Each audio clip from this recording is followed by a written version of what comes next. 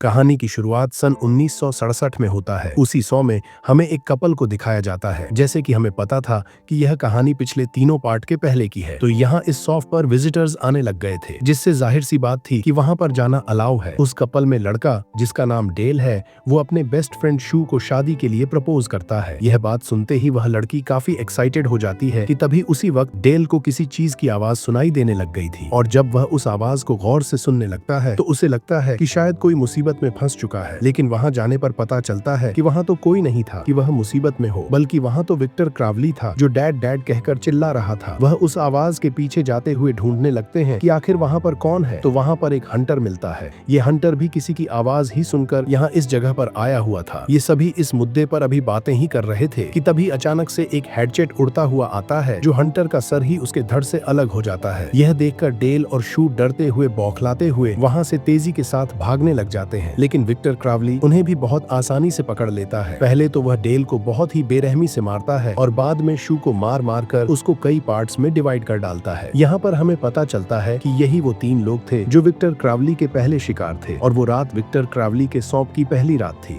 इसके बाद हमें दिखाया जाता है कि आज से 10 साल पहले होने वाले क्रावली मर्डर में सिर्फ एक ही सर्वाइवर था जो बच गया था, और वह कोई और नहीं बल्कि एंड्रियो ही था। एंड्रियो वहाँ पर इसलिए बचा था क्योंकि उसने बोट में छुपकर अपनी जान बचा ली थी। अगर यह लास्ट सर्वाइवर है तो इसका मतलब यहाँ पर साफ हो जाता है कि मैरीबेथ भी नहीं बची थी। मतलब जब उसकी सांसें फूल रही थीं, तो वह उसी समय अपना दम तोड़ चुकी थी। एंड्रियो ने इस मैसगर पे एक बुक लिखी है जिसका नाम था आई सर्वाइवर, और उसने अपने इस बुक को प्रमोट करने के लिए अपने बेस्ट फ्रेंड सबरीना के शो में आया हुआ है। यहाँ पर इनके बातों के बीच हमें यह पता चलता है कि उस मैसगर में लगभग 40 के करीब लोग विक्टर क्रावली के हाथों मारे जा चुके हैं। लेकिन क्या उन्हें सभी को विक्टर क्रावली ने ही मारा था कि नहीं? अभी यह बात अभी साबित नहीं हुई थी, बल्कि इसके ऑपोजिट सब के सब लोग एंड्रियो को ही किलर समझ रहे थे, और आज तक उसे ही किलर समझकर कोसा जाता है। इसके बाद हमें एक लड़की जिसका नाम क्लो था उसे दिखाया जाता है, जो वो अपने कुछ फ्रेंड के साथ पार्टिसिपेट करके क्रावली मैसगर पर एक मूवी बनाना चाहती थी। उसे लगता था कि शायद एंड्रियो उनकी हेल्प करेंगे। यही सब सोचकर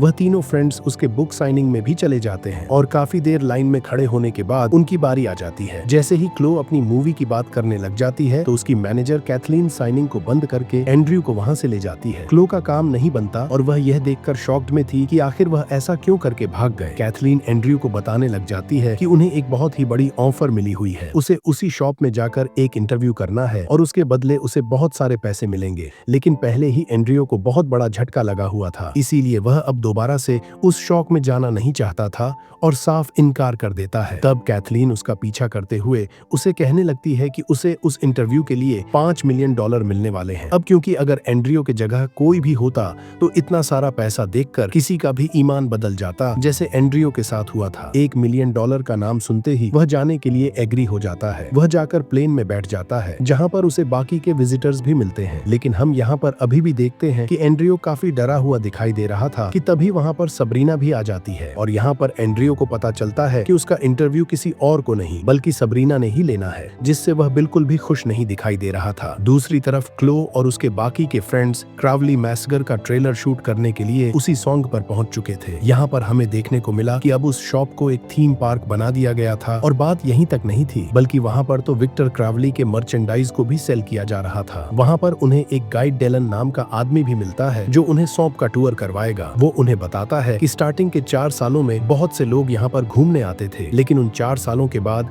अब लोग बहुत ही कम आते हैं, क्योंकि लोगों को विक्टर क्रावली का क्रेज काफी खत्म सा हो गया है। क्लो ने उस कर्ज का पता लगवा लिया था जो मरते हुए साइन नाम की जो औरत थी, और अपने हस्बैंड के करतूतों के बारे में जानने के बाद उसने उसे हाथों पकड़ा था, और उसने नर्स के बच्चे को श्राप दिया था जब वह पैदा भी नहीं हुआ था, और उसी कर्ज की वजह से विक्टर क्रावली बना था। लेकिन उसे समझ नहीं आ रही थी कि उसे कर्ज को कैसे बोलना है, इसीलिए वह अब यहाँ पर यूट्यूब की मदद लेती है। यूट्यूब पर उसे बहुत सारी वीडियोस तो मिल जाती हैं, जहाँ पर लोग उस कर्ज के बारे में सिखा रहे थे कि उसे कैसे बोला जाता है। इधर एंड्रियो का प्लेन टेक ऑफ कर चुका था, और बाकी के सभी लोग इंटरव्यू की तैयारी में लग चुके थे। उन लोगों ने एंड्रियो को प्लेन से उतरते हुए सॉफ्ट को देखने का एक शॉट लेना था, और जब एंड्रियो का मेकअप किया जा रहा था कि तभी उसी टाइम प्लेन बहुत ही जोर से हिलता है। यह देखकर मेकअप आर्टिस्ट जे उसे कहने लगता है कि डरने की कोई बात नहीं है, प्लेन इतनी आसानी से क्रैश नहीं होते हैं। अभी उसका यह कहना ही था कि उसकी काली जुबान की वजह से यह प्लेन पूरा का पूरा क्रैश हो जाता है। प्लेन में बैठे हुए लोगों में से जेज की बॉडी सीधा रोस नाम की लड़की के सामने आ गिरता है। उसकी ऐसी हालत को देखते हुए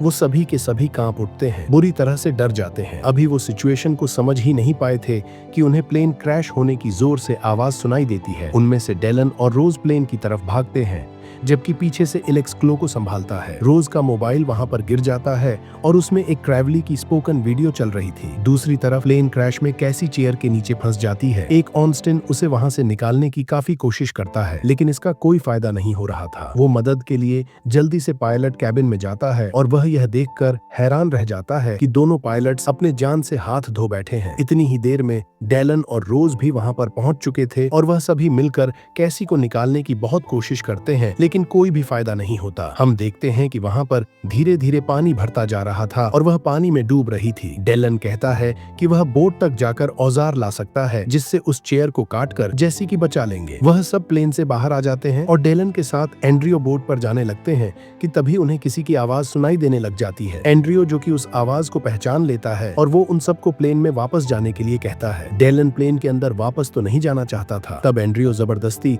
उसे अंदर ले जाकर डोर को लॉक कर लेता है। दूसरी तरफ क्लो और एलेक्स को भी वह अजीब सी आवाज सुनाई देने लग गई थी। आवाज को सुनकर वह दोनों उसी की तरफ बढ़ने लग जाते हैं। वो दोनों चलते चलते विक्टर क्रेवली के घर तक पहुंच जाते हैं, जिसे पिछले पार्ट में रॉकेट से दागकर उस घर को डिस्ट्रॉय कर दिया गया था और अब उसके घर को एक एग्जिबिशन की तरह बना दिया गया था, जहां पर क्रेवली के सारे अवजार रख दिए गए थे। उसी में उसका हेडसेट भी था और वह बेल्ट सेंडर भी था कि तभी उन दोनों को बाहर किसी की मूवमेंट फील होती है। एलेक्स अभी चेक ही कर रहा था कि तभी विक्टर क्रेवली जल्दी से आकर उसे पकड़ लेता है और एक हैमर से मार मार कर उसकी जाने ही ले लेता है और आखिर में उसका सर ही उसके धड़ से अलग कर डालता है। यह देखते ही क्लो को भागने के सिवा कुछ नहीं सूझता। विक्टर क्रेवली भी अपना हेडसेट को लेकर उसका पीछा करने लग जाता है। किसी तरह से क्लो भागते भागते प्लेन तक तो पहुंच जाती है, लेकिन विक्टर क्रेवली बिल्कुल उसके पीछे ही था। वह उसका सर प्लेन के विंडो पर इतनी जोर से मारता है कि खून निकल आते हैं, जिसके बाद विक्टर क्रेवली पीछे की तरफ घसीटते हुए जमीन पर जोर से पटक देता है। दरअसल वह उसे अपना बेड समझ रहा था और उसे वहां पर छोड़कर चला जाता है। प्लेन में पानी लगातार भरता जा रहा था और कैसी उसमें डूबे जा रही थी। अचानक से पानी में स्नेक आ जाता है, जिसे देखकर कैथलीन पैनिक होते हुए पानी से बाहर आ जाती है, लेकिन उसे यह बिल्कुल भी नहीं पता था कि विक्टर ट्रेवली जस्ट प्लेन के ऊपर खड़ा हुआ था। तब ऑस्टिन दरवाजा बंद करने के लिए बाहर आता है और जैसे ही वह अपना सर बाहर निकालता है, तब क्रेवली अपना हेडसेट को घुमाकर मारता है, जिससे उसका सर उसके धड़ से अलग होकर एंड्रियो के हाथ में आकर गिर जाता है। उसका दिमाग निकलकर बाहर गिर जाता है। यहाँ पर जाहिर सी बात थी कि जितना ब्रूटल तरीके से मारा गया था वो मर जाता है। कैथलीन को बाहर नेटवर्क सिग्नल्स आ जाते हैं और वह जल्दी से पुलिस को कॉल लगा देती है, लेकिन इससे पहले कि वह उन्हें कुछ बता पाती, ट्रेवली उसका हाथ ही उखाड़ फेंकता है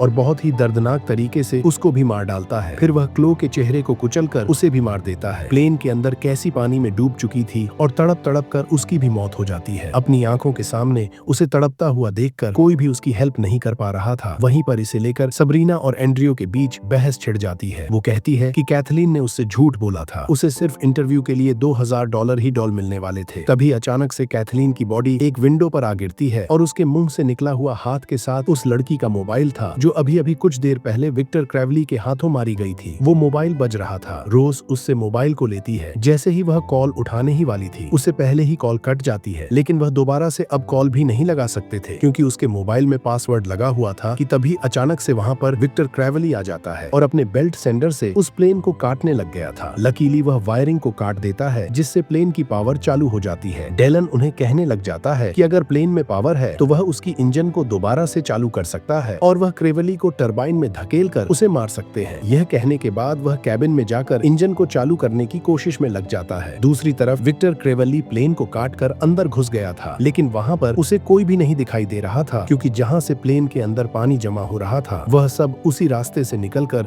वहां से भाग जाते हैं। एंड्रियो बाकी लोगों को भेजकर डेलन को बचाने के लिए विक्टर क्रेवली को अपने पीछे लगा लेता है। सबरीना और रोज दोनों में लड़ाई हो जाती है और सबरीना उसके हाथ से मोबाइल को छीनकर वहां से भाग जाती है। उनकी आवाज सुनकर क्रेवली वहां पर पहुंच जाता है, लेकिन रोज किसी तरह पेड़ पर चढ़कर अपनी जान बचा लेती है। सबरीना भी किसी तरह बोट तक पहुंच जाती है, लेकिन उसके पास उसकी चाबी नहीं थी कि तभी वहां पर विक्टर क्रेवली भी आ जाता है। अपनी जान बचाने के लिए वो किसी तरह खुद को छुपा लेती है, लेकिन उसके हाथ में मौजूद फोन फोन बजने लग जाता है। वह जल्दी से मोबाइल ऑफ करती ही है, लेकिन उसका कोई फायदा नहीं होता क्योंकि काफी देर हो चुकी थी। ट्रेवली उसे पकड़कर मार डालता है। दूसरी तरफ डेलन प्लेन का इंजन स्टार्ट करने में कामयाब हो चुका था। एंड्रयू भी उसके पास पहुंच गया था। तभी वह रोज को अपनी तरफ आते हुए देखते हैं, लेकिन उसके पीछे विक्टर क्रेवली भी होता है और उसे मारने के लिए अपनी हेडसेट को निकाल लेता है। एंड्रयू को प्लेन के अंदर एक फ्लेयर गन मिली थी और वह उससे विक्टर क्रेवली को शूट कर देता है। रोज उसके हेडसेट को उठाकर उसे हेडसेट से मारने की कोशिश करती है। एंड्रयू फिर उस फ्लेयर गन से शूट करता है, लेकिन इस बार उसका निशान छूट जाता है और अब विक्टर क्रेवली को मारने के लिए बारी डेलन की आती है। वो उसे लाकर सीधा टरबाइन में घुस जाता है। वहां पर डेलन लोगों को बचाने के लिए